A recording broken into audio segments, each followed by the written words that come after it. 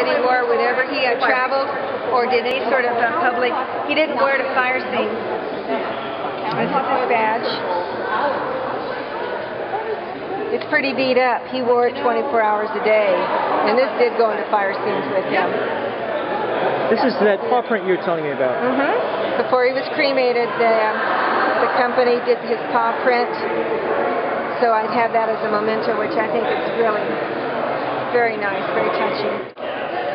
And this is his urn. He's here today. Yes, he is with us today. He sure is. It's a serious goodbye. He is. And we are going to miss him. He was a big part of my life. Saved me so much time in interviewing kids, in searching fire scenes. His accuracy was very reliable, and he was easy to work around people. They weren't afraid of him. He wasn't aggressive. He wasn't noisy. It's a really big, I think, a big step forward in fire investigation, and a very important tool. How instrumental are these dogs like Denali for investigations like the Shamrock arson investigation? And they were a big help. Kevin and Tim were at the fire scene first on Shamrock, and they knew they had a problem because there was no electricity in the house, so it wasn't an electrical fire. There was no furniture there. Obviously, it was not being inhabited, so why did it burn? And they had some ideas, and then told me where they thought I should best work the dog, so that we call it burning up nose time.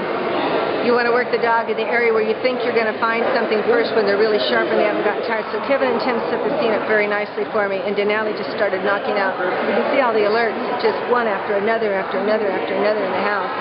District attorneys very much like it. They very much like to have dogs on the case because juries like the dogs. And so this just shows all the relative positions and places in the house where he alerted. We found accelerant, we marked it with a cone, and then Tim did up the floor plan. Do you hope this program comes back? Absolutely. What are your thoughts on that? Absolutely, I do. It's really modern, it's progressive, it's smart, it's cost-effective, it's efficient, it has good PR. We never had a complaint filed against us. You know, it was just really good all the way around.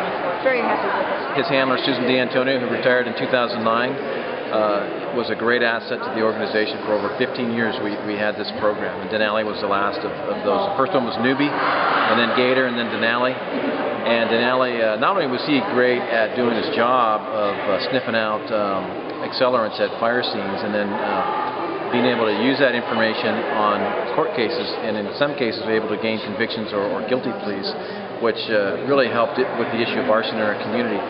But in addition to that, he was a great ambassador. Susan would take Denali to the library, to schools, to several places to meet with kids and to teach them about fire safety and other topics that were important to them. Actually, in some cases, helping with kids who had trouble learning, and the dog would be a tool to help them break down some of those issues and give them the opportunity to learn to read or even do math. It was just fascinating to see how Denali interacted with our community. So, unfortunately, Denali passed away late last year, so we've lost him, and we mourn that loss, but we remember all the great things he did for the community, and we certainly also pay our respects to Susan D'Antonio, who brought that program to Rancho Cucamonga and made it what it was for so many years.